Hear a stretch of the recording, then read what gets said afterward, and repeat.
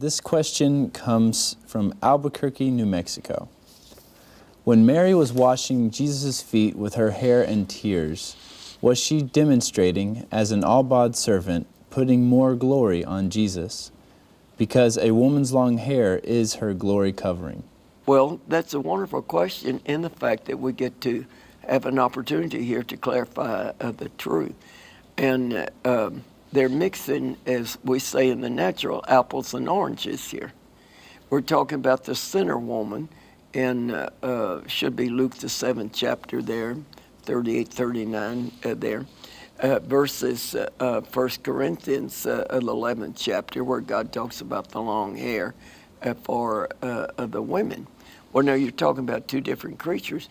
You're talking about a sinner here with Mary that was washing his feet with her tears and wiping his feet with the hair of her head, versus the saints over in 1 Corinthians 11. So we're dealing with two classes of people here. So a sinner cannot put glory on the Lord because they don't have any glory.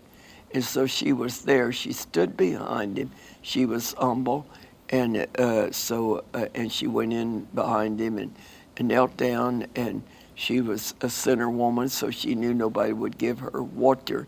And if you know biblical history and the times and all, she not only wept then, but she brought her tear bottle with her. And it was a custom in the biblical history that when you wept, you saved your tears.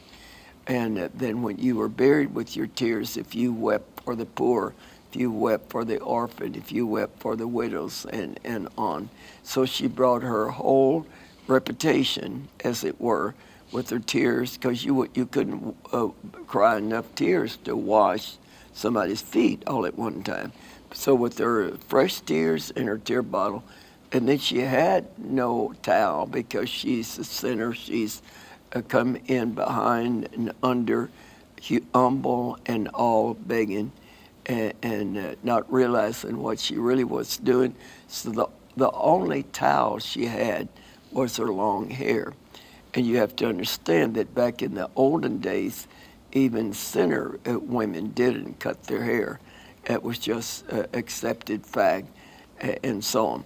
Now in 1 Corinthians 11, those are people that are Christians and they're saints, and then the Lord was telling them about their power of their long hair. Now if they're Christians and the Father's within and without, then the Father's glory is within, the Father's glory is without on the long hair. And when the angels see the glory on the long hair, well, then they come to be great warriors and surround the saints of God as helpers and defenders and all. So I hope that explains.